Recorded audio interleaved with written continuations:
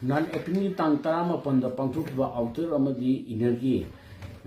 outer gi kendra khara duga inner da kendra unthani thoi inner Manipur parliamentary constituency da thajek ba board ki napu sathonda post si kaya sinaduna lan election togiba asigumba sarkar asigi nafu hapugi asigumba election sida aikoina niyom chumna election togide haibuduna maram oiraga ngasidi aran momongdi election pangthokibana ngasidi report laibudu laisi report kadu laino sarkar sina mathong huktaba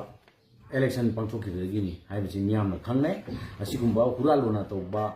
asigumba mihat mipunda senaba sigumba election asigumba sarkar paibusin asina chathariba thong sing asina maram orga ai mangjong so haire nan scrutiny da election chi free and fair election toroi haiba khangi maram aduna sarkar na akan mani changbi waina ina pinto mathamda thusambi na tahi de thuyabi de aduna de hujik kari ore ai koina nan maruina aikoina koina sappada phanggiba polling station khara da gunja phira tawduna aran mongde bot thajaramba poksi kya torambadagi aikoina singnabom phom singasi election report tawduna haiduna aikoina 47 polling station diwan tawbane government aduga government na 11 taramatoi polling station taramatoi ka report tawne na thori basi amuka hana jengselenba pami sarkarda madudi thanga 28/28 thanga polling station asida thajikwa vote asi nupi cham kuntra mari leibi manungda nupi henjenna cham kuntra mari leibi sida cham kuntra tare vote thajarame machil aran mongda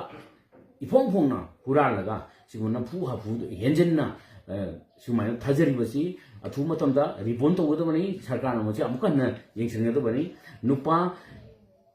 nupa masing 177 leiba asida nupa 164 bo thajaki masi bo yai aduga nupi da 134 leibada 137 bo thajari basi maram sucha de masi gomena thu bode ribon to na ba sir murang tem to tom thra nongchabna sarkari mayota demand to ri. Thank you.